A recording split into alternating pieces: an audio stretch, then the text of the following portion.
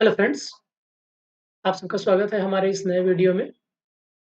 इसमें हम आज सेंटर ऑफ मास से रिलेटेड कुछ एग्जांपल्स देखेंगे। हमने पिछले वीडियो में देखा था motion of centre of mass क्या होता है, कैसे निकालते हैं। आज हम कुछ एग्जांपल्स के बारे में स्टडी करेंगे। सेंटर ऑफ मास के कुछ रियल एग्जांपल्स हमारे आसपास जो इवेंट्स घटित होते हैं उसमें सेंटर ऑफ मास का क्या एग्जांपल्स हैं, कैसे। तो देखिए, हम सेंटर ऑफ मास जनरली होता है, थोड़ा-सा रिमाइंड कर लेते हैं। सेंटर ऑफ मास क्या होता है? एक मैथमेटिकल टूल है। क्या है? एक मैथमेटिकल टूल है रिजिड बॉडी के मोशन को समझने के लिए। ठीक है? कि हम कोई रिजिड बॉडी अगर मूव कर रहा हो तो उसके मोशन को कैसे स्टडी करें। सेंटर ऑफ मास आपको एक रास्ता बताता है कि चलिए भैया, आप इस तरीके से स्टडी करिए। तो इसमें सबसे पहला एग्ज़ाम्पल है क्या कि जो रेडियो एक्टिव एलिमेंट्स होते हैं, उनका न्यूक्लियस जब डिके होता है। अब यहाँ 2 बातें हैं, रेडियो एक्टिव न्यूक्लियस और फिर डीके। तो हम थोड़ा-सा इस पे बात कर लेते हैं। रेडियो एक्टिव एलिमेंट्स वैसे एलिमेंट्स होते हैं जो स्वतः टूटते रहते हैं। उनका जो न्यूक्लियस होता है वो टूट-टूट करके सिंपलर एटम्स के रूप में बदल जाते हैं। उसको कहते हैं हम रेडियो एक्टिव डीके। डीके का मतलब होता है टूटना। एक भारी मतलब जिसका एक ऐसा एलिमेंट जो बहुत भारी भारी कहते हैं, उसका मास बहुत ज़्यादा हो, तो वो नेचर में टूट-टूट करके सिंपलर न्यूक्लियस में चेंज हो जाता है, जिसे हम रेडियो एक्टिव न्यूक्लियस या रेडियो एक्टिव डीके कहते हैं। ठीक है? तो अब मान लीजिए कि हमने रेडॉन लिया है, सॉरी ये रेडियम है और इसका एटॉमिक नंबर होता है दोस्तों, रेडियम का एटॉमिक नंबर होता है 88 और ये है आपका रेडॉन। इसका एटॉमिक नंबर होता है 86। तो हमें एटॉमिक नंबर से बात नहीं करना, हमें एटॉमिक मास पे ध्यान देना है। तो एक रेडियम है जिसका एटॉमिक मास है 226, ये डिके होता है तो रेडॉन और हीलियम में चेंज होता है। अब हम जानते हैं कि कोई चीज़ टूटती है तो उसमें कुछ वेलोसिटी जनरेट होगा, मोमेंटम आएगा, वो थोड़े एक-दूसरे से दूर भागेंगे। मतलब कि यहाँ पर भी लॉज़ ऑफ मोशन होंगे, law of conservation of momentum, law of conservation of mass follow होगा। टोटल मास इसके बराबर रहेगा। ये 222 और ये 4 जोड़ लीजिए 226 आ जाएगा। मतलब मास कंज़र्व रहता है। लेकिन अब क्या देखेंगे दोस्तों कि इसका जो सेंटर ऑफ मास है वो रेस्ट में है। इसका मतलब है टूटने के बावजूद भी ये कहीं जाएँगे नहीं, क्योंकि सेंटर ऑफ मास रेस्ट में है। और हमने कहा है कि हम रिजिड बॉडी के मोशन को as a centre of mass study करते हैं। तो क्या होता है कि ये टूटने के बावजूद भी आपको लगेगा कि ये कहीं नहीं जा रहे हैं, लेकिन ऐसा क्यों लग रहा है? क्योंकि उनका centre of mass at rest में है। और centre of mass at rest में कब रहता है? अब दोस्तों एक बात समझने वाली बात ये है कि जो रेडियो एक्टिव डीके हो रहा है, वो सिर्फ़ इंटरनल फ़ोर्स की वज़ह से हो रहा है। याद रखिएगा, यहाँ पे हमने कोई भी एक्सटर्नल फ़ोर्स नहीं लगाया है। जो भी डिसइंटीग्रेशन हो रहा है इस न्यूक्लियस का, वो सिर्फ़ और सिर्फ़ इंटरनल फ़ोर्स की वज़ह से हो रहा है। और इसी वज़ह से centre of mass at rest में है। अगर इसके ऊपर कोई एक्सटर्नल फ़ोर्स अप्लाई होता, तब ये सेंटर ऑफ मास रेस्ट में नहीं होता। ठीक है? तो ये पहला एग्ज़ाम्पल है सेंटर ऑफ मास के सेंटर ऑफ मास के द्वारा किसी रेडियो एक्टिव न्यूक्लियस के मोशन को समझने के लिए। ठीक है? चलिए, दूसरा एग्ज़ाम्पल देखते हैं कि क्या है दूसरा एग्ज़ाम्पल्स। तो दूसरा एग्ज़ाम्पल है मोशन ऑफ इंडियन क्लब। आपने सर्कस में देखा होगा कि एक बैडमिंटन के आकार का हाथ में लेकर के और इसको उछालते हैं हवा में, तो ये गोल-गोल घूम-घूम करके मोशन करता रहता है। अभी ये ऐसे है, तो बाद में पता चलेगा कि ये ऐसे आ गया, फिर ये पता चलेगा कि ऐसे आ गया, फिर ये ऐसे चला जाएगा, फिर ये ऐसे आ जाएगा। और इसी तरीके से ये अगर आप आप सिंपली आप घर में भी कर सकते हैं। बैडमिंटन को आप हवा में उछालिए, तो ऐसे-ऐसे करके वो मोशन करेगा। अब कोई कहेगा कि सर जी नहीं, हम यहाँ पर जो पार्टिकल उसका मोशन स्टडी करना का चाहते हैं। देखिए तो अभी वाला ये वाला यहाँ है, उसके बाद यहाँ आ जाएगा। मतलब कि ये ऐसे-ऐसे मोशन करेगा ये, ऐसे-ऐसे। तो इसके मोशन को स्टडी करने में प्रॉब्लम होगी। और ये एक्चुअली ये लीनियर भी नहीं है दोस्तों, ये ऐसे-ऐसे जा रहा है, ऐसे-ऐसे, ऐसे। तो कोई कहे कि नहीं हम इस वाले पार्टिकल्स के बारे में मोशन करेंगे, इस वाले पार्टिकल्स के बारे में, इस वाले पार्टिकल्स के बारे में। तो हमें प्रॉब्लम फेस हो सकता है।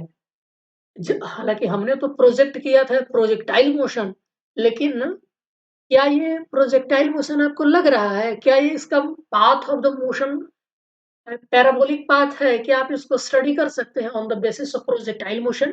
तो नहीं कर सकते, हमें प्रॉब्लम आएगी। फिर आपको प्रत्येक पार्टिकल्स के मोशन के बारे में स्टडी करना होगा, जो कि इतना सिंपल नहीं है। तो ध्यान रखिएगा कि एक जो इस सिस्टम में पार्टिकल्स होगा, उसको आप मिलाइए तो देखेंगे कि वो बिल्कुल एक पैराबोलिक पाथ बनाएगा। एक ऐसा पॉइंट होगा जिसका जो पाथ होगा वो बिल्कुल एक पैराबोला की तरह होगा। पैराबोला दोस्तों ये होता है ऐसे पैराबोलिक पाथ है ये, जो भी ऐसे आप देखते हैं ये पैराबोलिक पाथ है, राइट? तो इसमें एक पार्टिकल ऐसा होगा जिसका मोशन बिल्कुल पैराबोलिक होगा। इस पार्टिकल्स को आप ध्यान से देखिए और उसके लाइन को मिला दीजिए आप। तो जिस पॉइंट को आप डिनोट करके मिला रहे हैं वो कुछ और नहीं बल्कि इस सिस्टम का सेंटर ऑफ मास है। तो ध्यान देखिए ये जो आपका बैडमिंटन या क्लब आप जो भी कुछ कहें, तो इसके सेंटर ऑफ मास को देखिए तो वो एक पैराबोलिक पाथ कवर्ड कर रहा है और इसके मोशन को हम आसानी से ये प्रोजेक्टाइल मोशन है, हम जानते हैं प्रोजेक्टाइल मोशन ऐसे स्टडी करते हैं, एक पैराबोलिक पाथ बनाता है। तो इसके मोशन को हम आसानी से स्टडी कर सकते हैं विद सम इनिशियल एंगल्स। तो ये इसके मोशन को स्टडी कर सकते हैं with the help of centre of mass. ठीक है ना दोस्तों? तो ये दूसरा एग्जांपल्स है इसके सेंटर ऑफ मास को के द्वारा किसी रिजिड बॉडी के मोशन को समझने के लिए। ठीक है? अब एक बहुत ही मजेदार एग्जांपल्स है। ये एग्जांपल है आपका क्रैकर्स का। आपने पिछली दिवाली में खूब पटाखे छोड़े होंगे बहुत सारे लोग। बाय द वे पटाखे छोड़ना अच्छी बात नहीं है, एनवायरमेंटल पॉल्यूशन का कारण बनता है। लेकिन आप जब पटाखे छूट रहे हो तो उसको आप गौर से देखिए, ध्यान से, कि पटाखा कोई एक ऊपर जाता है, आराम से पहले देखो कि पहले सीधा नहीं जाएगा, कुछ दूर सीधा जाएगा फिर उसके बाद एक अपने आप पैराबोलिक कर्व ले लेगा वो। उसके बाद जब एक्सप्लोज़न होगा तो वहाँ से ढेर सारे टुकड़े निकलेंगे, फ्रैगमेंट्स निकलेंगे। कोई इस डायरेक्शन में जाएगा, कोई इस डायरेक्शन में जाएगा, कुछ इस डायरेक्शन में जाएगा। देखा होगा। लेकिन क्या देखेंगे आप कि कुछ पोर्शन ऐसा होगा जो इस पाथ को ही फॉलो करेगा आफ्टर एक्सप्लोजन। आप ध्यान से दीजिएगा कुछ कुछ पोर्शन पटाखे का ऐसा होगा कि इस पाथ मतलब ये जो पैराबोलिक पाथ है इसको कंटिन्यू करेगा। तो ये है एक्चुअली में क्या जो पैराबोलिक पाथ को कंटिन्यू कर रहा है ये कुछ और नहीं, ये पटाखे का सेंटर ऑफ मास है। जो कि जैसा इनिशियल बिफोर द एक्सप्लोजन जो उसका पाथ था, वही आफ्टर एक्सप्लोजन उसका पाथ रहेगा। अब यहाँ पर ध्यान देने वाली एक और बात है कि ये एक्सप्लोजन किसकी वजह से हो रहा है? इंटरनल फोर्सेज के द्वारा। हमने इस पे कोई एक्सटर्नल फोर्स नहीं लगाया, इसके अंदर कोई रासायनिक अभिक्रिया हुई, कुछ एक्सटर्नल फोर्स लगे जिसकी वजह से ये एक्सप्लोड हो गया। एक्सप्लोजन के फलस्वरूप कुछ टुकड़े फ्रैगमेंट्स डिफरेंट डिफरेंट डायरेक्शन में गए और कुछ पोर्शन आप देखेंगे क्या आपको ऐसा लगेगा कि कुछ है उसी पाथ पे चल रहा है। तो ये उसी पैराबोलिक पाथ को फॉलो इसलिए करता है क्योंकि यहाँ जो एक्सप्लोजन हो रहा है वो ओनली इंटरनल फोर्स की वजह से हो रहा है। ठीक है? तो ये एक अच्छा एग्जांपल है आपको सेंटर ऑफ मास को समझने के लिए। राइट दोस्तों? तो ये तीसरा एग्जांपल्स था। अब हम अगला एग्जांपल्स देखते हैं डाई एटॉमिक मॉलिक्यूल्स का। तो डाई एटॉमिक मॉलिक्यूल्स क्या होते हैं दोस्तों? तो ऐसे मॉलिक्यूल्स जिसमें 2 एटम्स हों, डाई एटॉमिक मॉलिक्यूल्स कहलाते हैं। तो हमने मान लिया कि 2 एटम्स हैं जिसका मास m1 है और m2 है। ये मॉलिक्यूल्स के अंदर हैं। अब मान लो कि m1 मास पॉइंट A पर है, m2 मास पॉइंट B पर है। अब इसका सेंटर ऑफ मास जो है वो पॉइंट C है।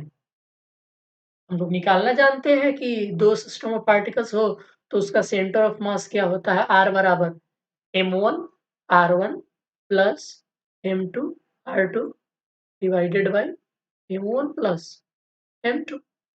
अब मान लीजिए कि इसका सेंटर ऑफ मास जो है वो हम सेलेक्ट करते हैं कि ये ऑरिजिन है, जो हमारा रेफरेंस पॉइंट है जहाँ से हम डिस्टेंस ले रहे हैं।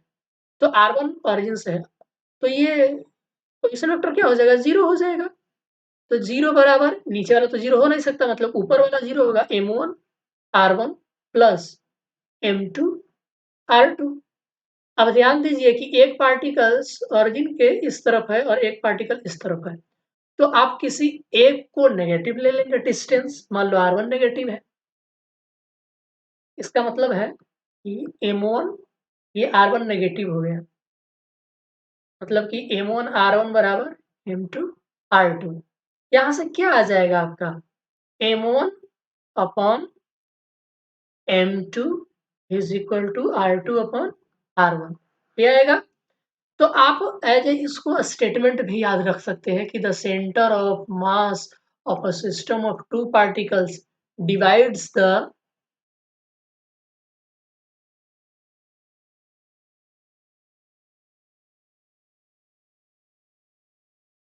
डिवाइड्स द सॉरी दोस्तों, ये थोड़ा सा डायरेक्ट हो जाता है कभी कभी।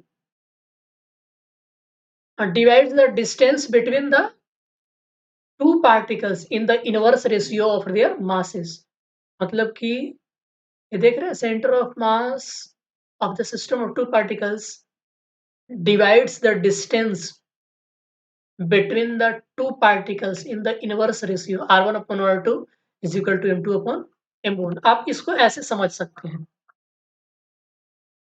ठीक है।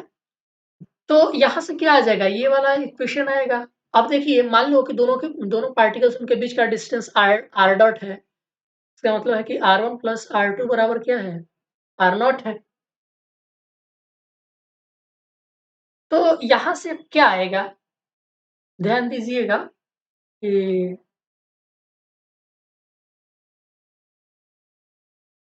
From the equilibrium substitution for R2 in the above equation. अब यहाँ से R2 की वैल्यू रखिए, तो R2 बराबर क्या आ जाएगा? R not minus R1। तो यहाँ आप रखेंगे M1 R1 बराबर M2। R2 की जगह क्या रखना है? R not minus R1।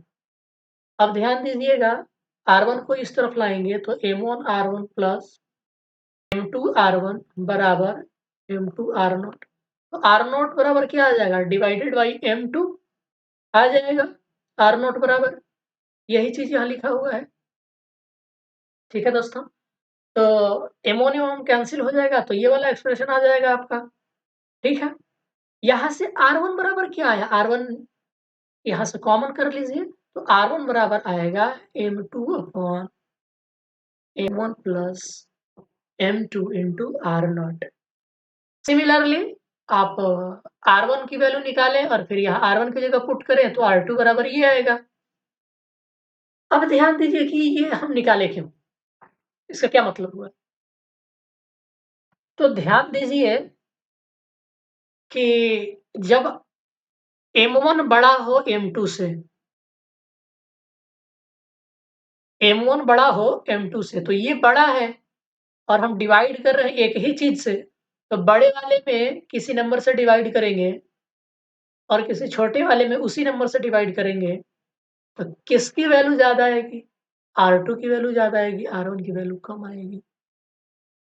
ठीक है, जब M1 ज्यादा हो, मतलब ज्यादा मास वाला जो होता है वो सेंटर ऑफ मास के करीब चक्कर लगाता है, ध्यान दीजिएगा, जिस पार्टिकल्स का मास कम है वो सेंटर ऑफ मास के नजदीक रिवॉल्व करेगा, और जिसका मास कम है वो सेंटर ऑफ मास के काफी दूर रिवॉल्व करेगा।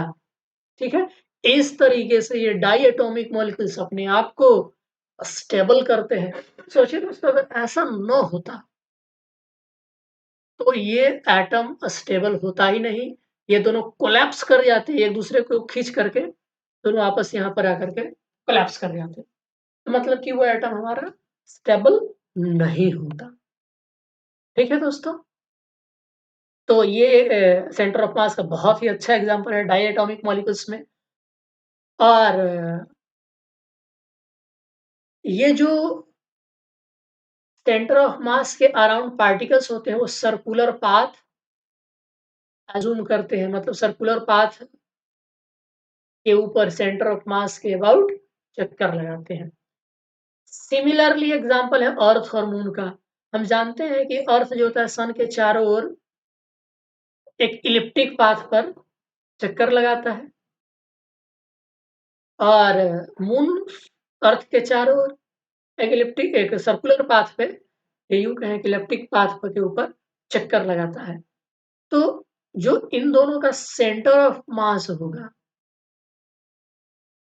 अर्थ सेंटर ऑफ मास के चारों ओर, जैसे यहां हमने देखा अर्थ सेंटर ऑफ मास के चारों ओर सर्कुलर पाथ पे, और ये मून भी सेंटर ऑफ मास के चारों ओर एक सर्कुलर पाथ पे रिवॉल्व करते हैं, इसीलिए ये सब स्टेबल रहते हैं।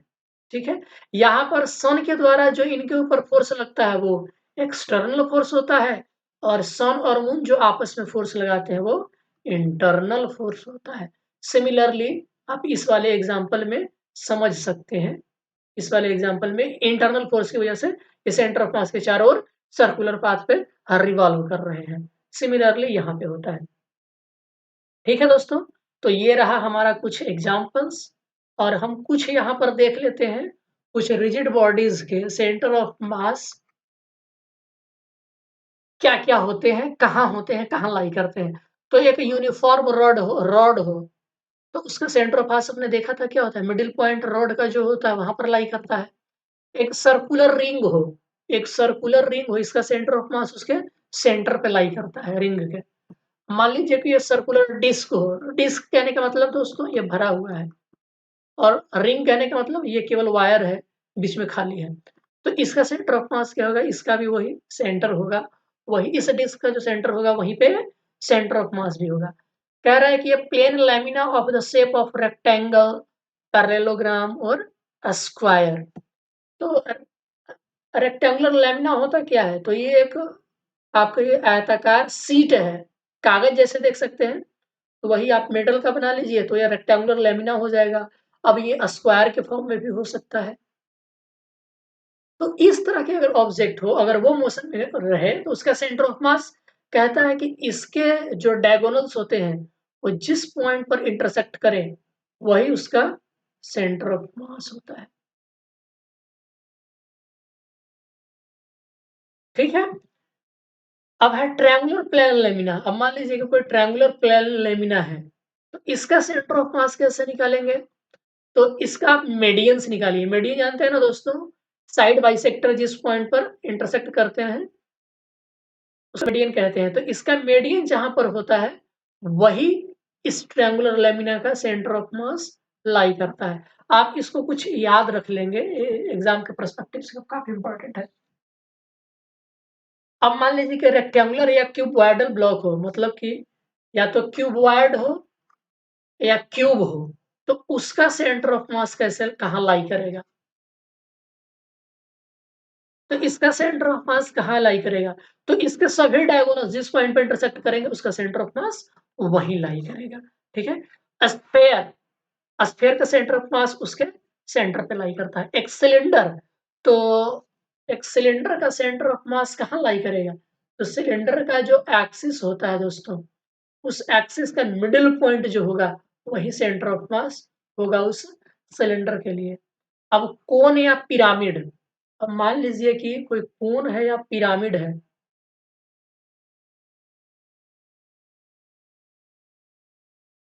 तो कोन या पिरामिड का सेंटर ऑफ मास तो कह रहा है कि on the line the apex of the centre of the base at a distance equal to 1/4 of the length of the line from its base.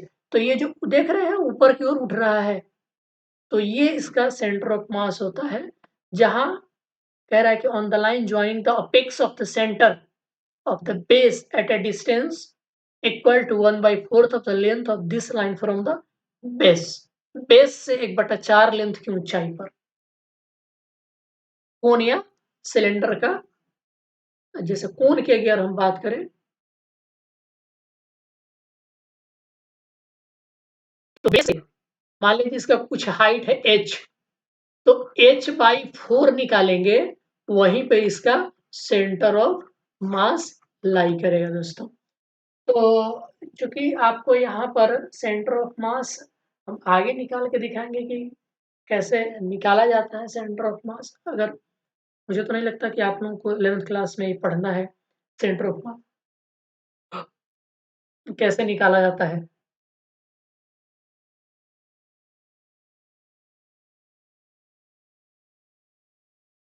सबसे इंपॉर्टेंट बात यह है कि centre of mass of a body may lie outside the body.